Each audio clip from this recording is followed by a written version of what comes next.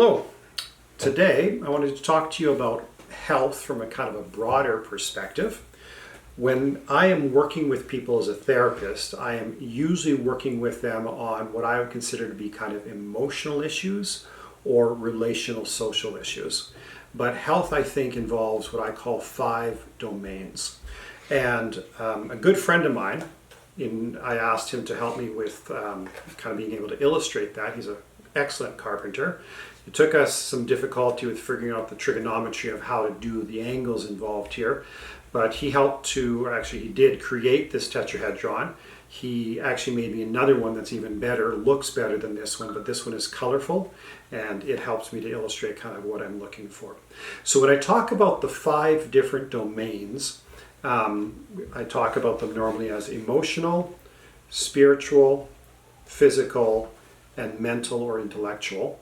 And then, so there's 4 of them there that are within the person, and then one person to another person relates socially. So there's also a social aspect to health. And the reason why I like to use the tetrahedron is because it shows that whatever's taking place in one domain of health is intimately connected to the other 3, and then also by extension to the social. And so I happen to have green, which to me is the physical area of health showing, and that's a good one to show our example. So if you are, for instance, feeling physically ill, there's a very good chance that that is going to affect also kind of your emotional functioning. If particularly you're a student, you're also going to probably notice that in your ability to academically focus. Spiritually, that may end up having a little bit of an effect on you as well in terms of, and spiritual can be defined in a lot of different ways, some of them I think better than others, but it's going to also probably affect your ability to kind of connect with the supernatural, to connect with God, to be able to perceive deeper meaning in life and so on. And then it's also very likely that you are going to have difficulties in your social or relational connection with other people. So all 4 areas, and then the 5th area as well, the interpersonal area, are connected to one another, mutually interact with one another.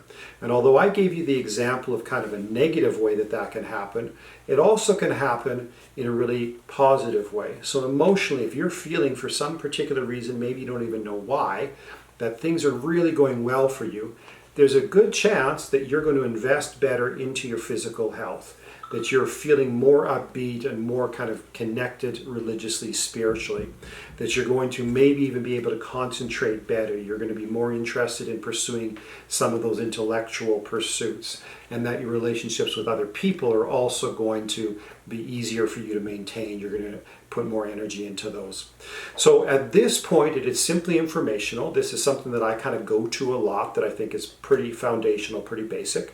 And I think we're going to probably later on take a look at these 5 different domains of health and maybe suggest what I kind of also consider to be basic approaches to minimal health in each of these areas. That is not to say this is what we aim for, but this is, if you want to have good physical health, emotional health, mental, whatever, what are the kinds of things that you should do at the minimum to have some good functioning in each of those areas. So that's where we're going to leave it for today, but you can look forward to us talking about that later on.